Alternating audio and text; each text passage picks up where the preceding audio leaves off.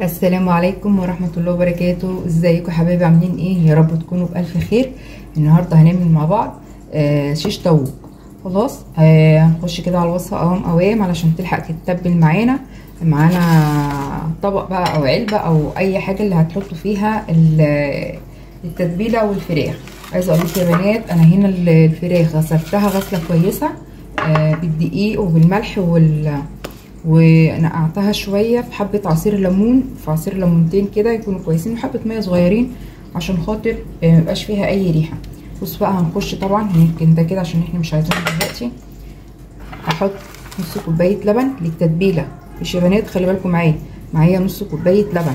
لو مفيش لبن عندكم ما تتوقفوش على حاجه، يعني ما تقولوش طب انا ما عنديش لبن يبقى خلاص مش هتنفع، لا عادي ممكن تحطوا مكانها حبه ميه. خلاص طبعا كنت ناسيه الزيت جبته.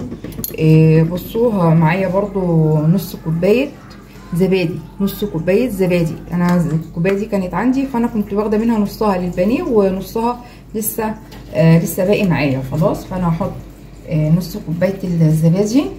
انا نعمتها كده مع بعضيها، قلبتها مع بعض. خلاص ومعايا البهارات بتاعت الفراخ اللي هي بتاعت الشيش طاووق، يا اما تجيبوها جاهزه يا اما تجيبوها من عند العطار. خلاص دول الحبه دول ب3 جنيه. هنعاير برضه نشوفهم قد ايه عشان خاطر لو مثلا انت هتجيبي مثلا حبه على بعضيهم، هنجيب كده نشوف قد ايه.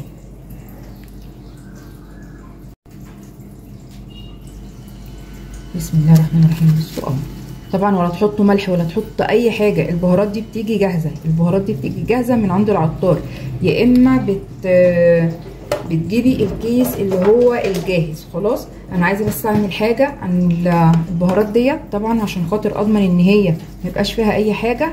هنخلها كده بسم الله الرحمن الرحيم عشان برضو ما اضمنش يكون فيها ايه. معلقتين، يعني حوالي معلقتين ونص كده، حوالي معلقتين وربع، معلقتين ونص من المعلقه بتاعه الرز يا بنات. خلاص انا هنزل كده اي حاجه بقى تبقى فيها هحوشها، مش هنزلها اي كتل اي حاجه مش هنزلها. خلاص اهي هحوشها كده بايه، وهدوب كله كده مع بعضه.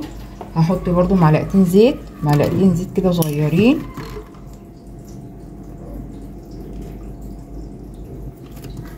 ماشي، وهحط معلقه خل،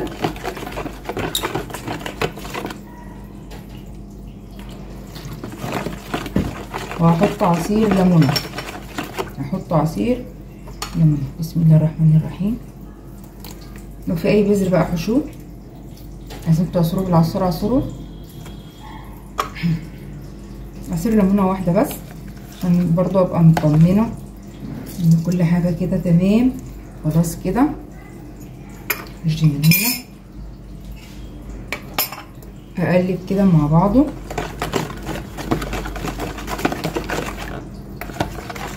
خلاص كده التتبيله خلصت معايا، ماشي.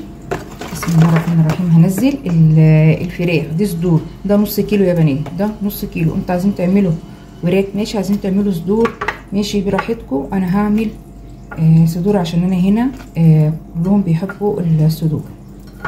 خلاص وهسيبها بقى، يعني انا هحطها كده اقلبها كده كويس قوي مع بعضيها.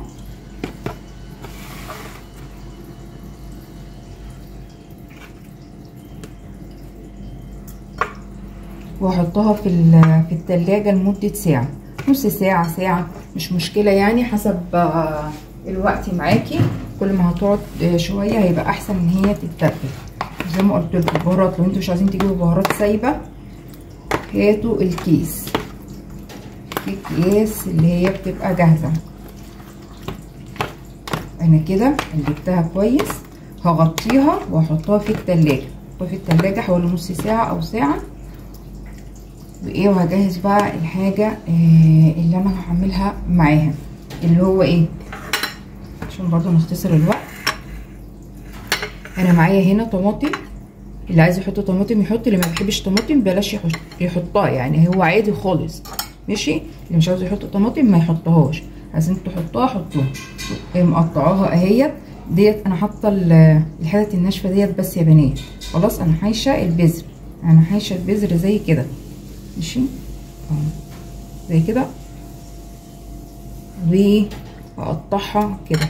بس انا مش عايزه طبعا امسك الطماطم، لان انا لما بحط ايدي في الفراخ ببقى عاوزه اغسل ايدي كل شويه. خلاص. وبرده هنا اهو الفلفل، فلفل رومي، فلفل عادي خالص مش فلفل الوان ولا حاجه. انا جايبه بس منقيه احمر، والاخضر ده فلفل عادي مش فلفل الوان.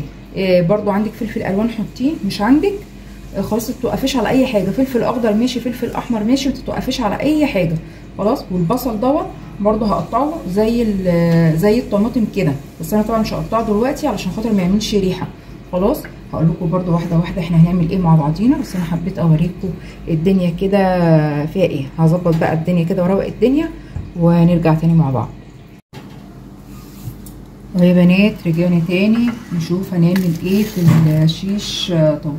دلوقتي انا شغلت البوتاجاز، شغلت الفرن على اعلى حاجه. خلاص. طبعا الشيش ده كده الفراخ طلعتها هي بعد ما سبتها شويه، وكمان نقعت العيدان بتاعت الشيش طاووق، نقعتها في ميه عشان خاطر ما تنشفش في قلب الفرن. خلاص اهي. دلوقتي انا هعمل ايه، انا هطلع الفراخ كده. بسم الله الرحمن الرحيم. خرجت البصل اهوت، هحط فلفل كده. بسم الله الرحمن الرحيم. فلفل احمر اخضر اي حاجه بقى اللي يعجبكم. واحط بصلايه كده، واحط حته من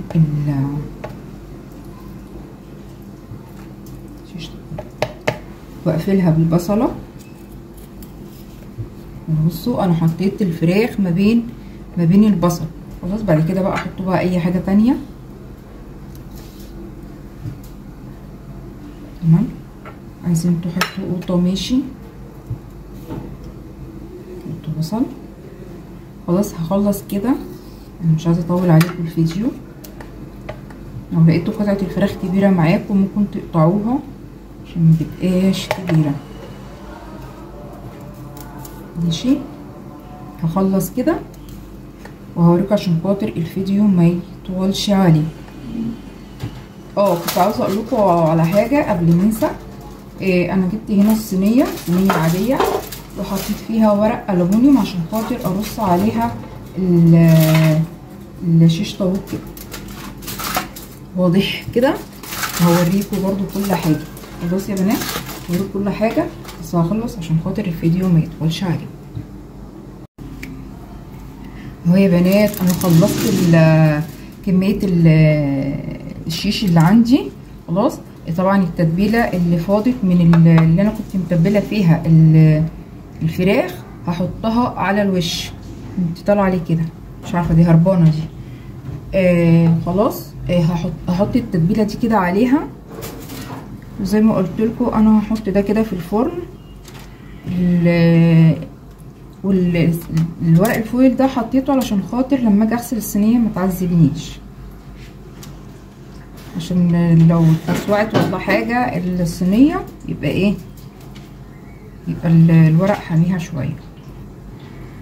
بس هحط دوت في الفرن. طبعا انا شغلت الفرن قبل ما ابتدي وعليته خالص على الاخر، بس اول نص ساعه، وبعد كده ممكن اهدي النار شويه لغايه ما تستوي. وكل شويه اقلب فيه. هحط الصينيه ديت في العصاجه من تحت. خلاص. هحطها عصاجه من تحت. لو التتبيله ديت نشفت من الصينيه احط حبه ميه كمان، وممكن من دلوقتي كمان احط حبه ميه، لان هي هتحتاج حبه ميه. فانا ممكن احط نص كوبايه ميه علشان خاطر ما تنشفش معايا. خليه كده بالراحه، احطها بعيد عن مخليهاش تيجي على الخلط على الفراخ. خلاص كده بقى تمام. اروح احطها في الفرن، وكل شويه بنات زي ما قلت لكم اقلب فيها شويه، اقلب في الفراخ شويه. خلاص. طبعا هي هتكش كده شويه، فهيبقى في مساحه. هي ما شاء الله ماليه الصينيه.